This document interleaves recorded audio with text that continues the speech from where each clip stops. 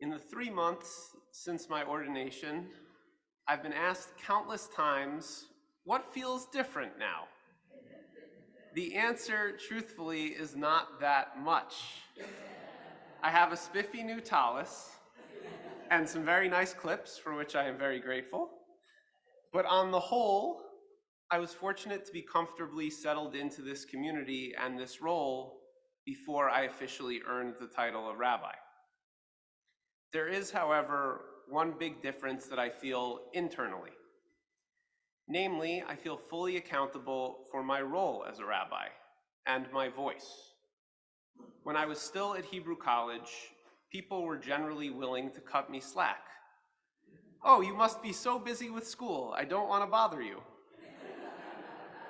The truth is that after COVID hit, I barely knew how much I was supposed to be in school. I didn't expect any of you all to be able to keep track of my schedule. While it was nice to have tempered expectations, to feel like I could learn on the job and make mistakes, now that I am ordained, I'm eager to own this title, to live up to my own expectations and yours. On the whole, I think this process has gone smoothly in its early days. I'm excited to be able to move forward as I did this summer, with less distractions on my plate and more time to spend with all of you and focused on the synagogue. Yet I know I'm not past every learning curve, and that feels especially true with regards to how I can most effectively embrace the privilege of the freedom of the pulpit. Yehuda Kurtzer, the president of the Shalom Hartman Institute, recently spoke about the concept of a death sermon on his podcast, and it's not at all what you think it is. He explains it as a rabbi delivering a message, usually a political one, that they desperately want to share, but that they inevitably feel they won't be able to get quite right. Someone within the congregation may become upset, it may become an issue that comes before the board, and from there, metaphorical death rears its head.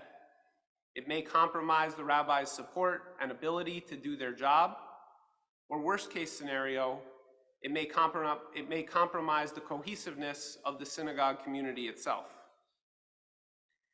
Yet in a world where it feels like we are facing a constant avalanche of existential crises, I wonder sometimes if every sermon should in some ways be a death sermon, or a life or death sermon.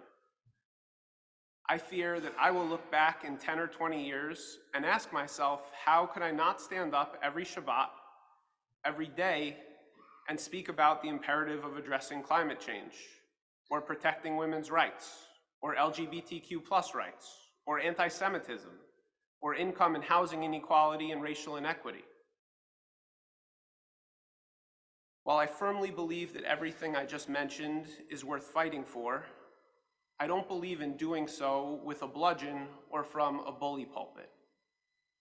I don't try to hide my own political and moral beliefs. I also know that I'm not a pundit. I assume you don't come to shul for my take on the news.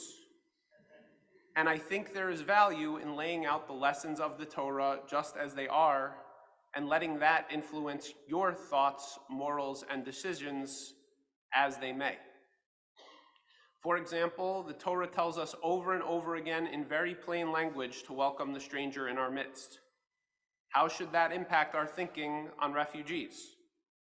God blesses the first humans by telling them to bear fruit and be many and fill the earth and subdue it. Have dominion over the fish of the sea, the birds of the heavens, and all the living things that crawl about on the earth. How do these verses inform the way we approach the natural world? How might they shape your environmental ethic? My preference is to share as many sources as possible from our tradition and let each of you connect the dots in a way that speaks to you. That being said, I believe there are times when we are obligated as a community to approach the issues of our day together through Jewish lenses. For tonight, that will be the concepts of machloket, disagreement, and Teshuvah, the process of repentance, of return and repair. As American Jews, many of us who consider ourselves Zionists, it is imperative that we discuss the turmoil that has gripped the state of Israel over the last year. The ongoing political, social, and religious developments that have taken place since January deeply impact each and every one of us, whether we realize it or not. This moment is unlike anything any of us has ever seen in our lifetimes or in the 75-year existence of the modern state of Israel. I won't go into the detailed political analysis, but at the heart of what has been roiling the country is a set of proposed judicial reforms that affect the balance of power between the governing coalition in parliament and the country's Supreme Court. Many people are saying that what's at stake is Israeli democracy, but much of what lies at the heart of these reforms goes deeper than that. This is about the identity of the state of Israel. The anxieties fueled by these proposed changes include the safety and security of the state and its citizens, increased power of the Orthodox rabbinate, decreased rights for LGBTQ+ citizens and women, and further marginalization of the Arab Israeli minority and the oppression of the Palestinian people in Gaza and the West Bank. Over the course of the last 9 months, we have seen weekly protests involving hundreds of thousands of citizens, massive counter-protests, military and government resignations, and general strikes. This is not what I want to be talking about on the eve of Kol Nidre. Part of that is because I know this is the only time I'll get to see some of you, and I'd love to be able to talk about any of the ways that I hope Judaism draws you in the year ahead. But what's more, talking about Israel from the Bima makes me incredibly nervous. There is no issue where I feel like I have more to lose. That saying the wrong thing, especially about a situation that is evolving in real time, may alienate some of you who I consider close friends and the bedrock of my support within this community. Regrettably, an Israel sermon can too easily become a death sermon. However, it's imperative that we talk. Every time I've spoken about Israel over the course of the last year, even in passing, I've had people come up to me and express appreciation that we can bring the subject up and honestly express what's on our hearts, including doubts and apprehension. You have told me that you feel the same confusion and unease that I do, witnessing so much unrest half a world away that still hits so close to home. An unfolding situation that unfortunately leaves us feeling less secure regarding a fundamental aspect of our Jewish identities. In the Torah reading tomorrow afternoon, we will encounter the mitzvah of tochacha, which I like to think of as loving rebuke. In Leviticus chapter 19, Moses tells the Israelites, Lo tisna et achicha bilvavecha hocheach tochiach et amitecha velo tisa alav chet. You are not to hate your brother in your heart. Rebuke, yes, rebuke your fellow, that you not bear sin because of him. This is an indication that the Torah wants us to speak openly and honestly with one another. It encourages us to have difficult conversations. It recognizes the destructive potential of harboring resentment or maintaining our silence when we witness behavior that we believe needs to be addressed. The very next verse in Leviticus commands us, Ve'ahavta l'reacha kamocha, love your neighbor as yourself. The difficult rebuke and the love that drives it are inseparable. Jewish tradition also encourages us to disagree with each other. There is a very famous teaching in Pirkei Avot that distinguishes between two types of machloket, two types of disagreements. Those that are not for the sake of heaven, and what are known as machloket l'shem shamayim, disputes that are for the sake of heaven. The paradigm of a disagreement which was not for the sake of heaven was that between Korach, his followers, and Moses, an open rebellion against God's will, which resulted in Korach's band being wiped off the face of the earth. Conversely, the Mishnah teaches the ongoing disputes between the houses of Hillel and Shammai were for the sake of heaven and are destined to endure. The houses of Hillel and Shammai were two houses of study in the time of the Mishnah that stood in constant opposition. Rabbinic literature cites hundreds of times the two schools disagreed over matters of Jewish law and practice. What does it mean then that their disputes were for the sake of heaven and destined to endure? It means they entered into discussion with one another with open minds and were both committed to getting to the heart of the matter, reaching the most accurate interpretation of Jewish tradition. And in that way, their legacy has endured. 2,000 years later, the houses of Hillel and Shammai stand as a model for how to constructively disagree, how to stand on opposite ends of the spectrum while continuing to maintain a dialogue and a productive relationship.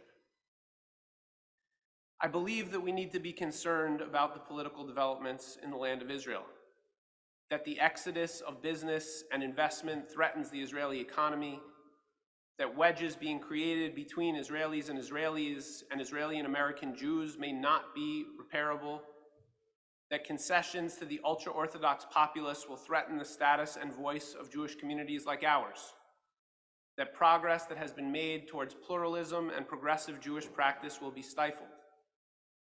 I believe that the rights of women and the LGBTQ+ community within Israel are in jeopardy, and that decades of advancement towards egalitarianism, equity, and acceptance risk being rolled back.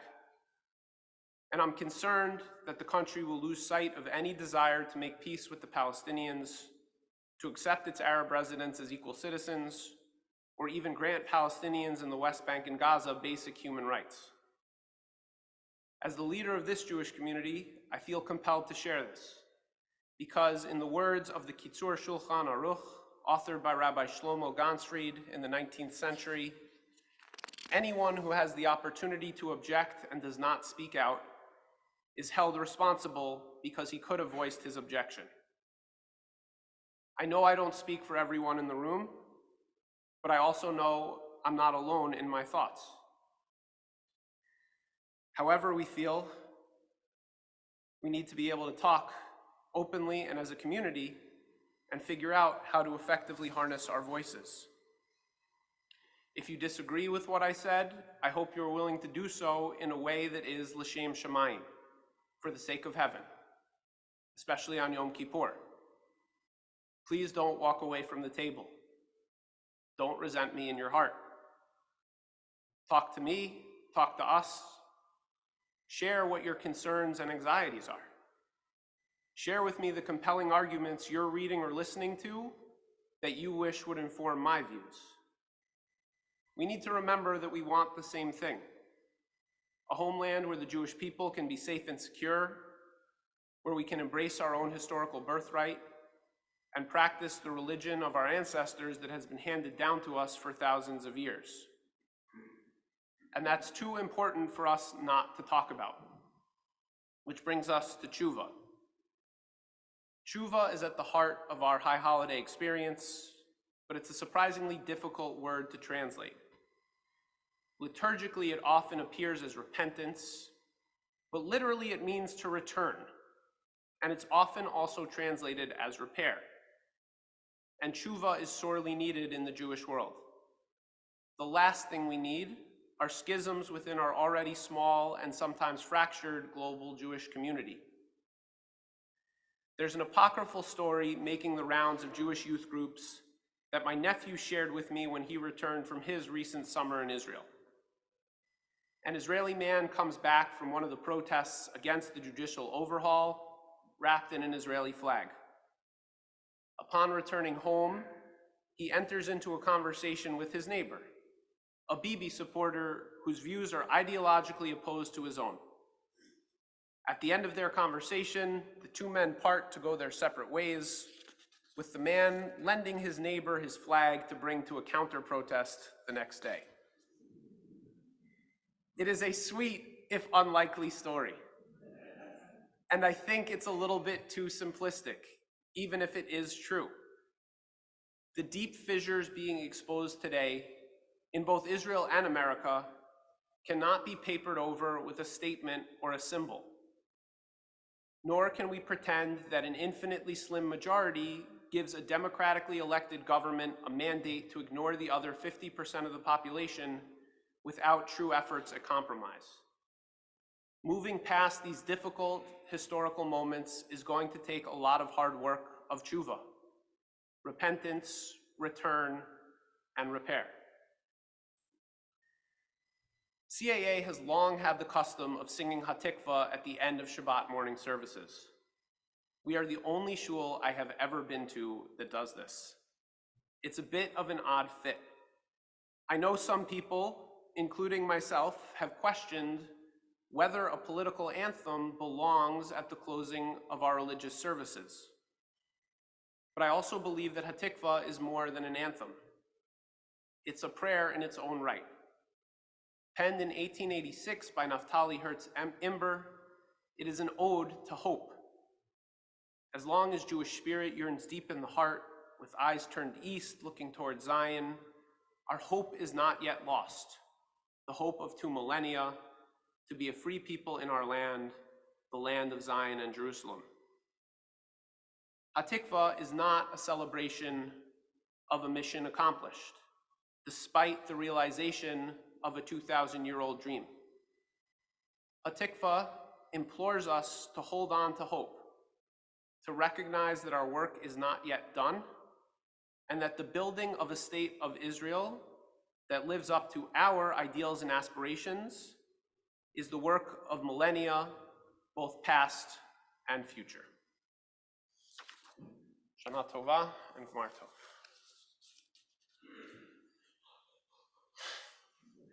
We'll continue, and hopefully that's a conversation that will continue. I appreciate your support through it. We'll continue back in our Machzors on page 220.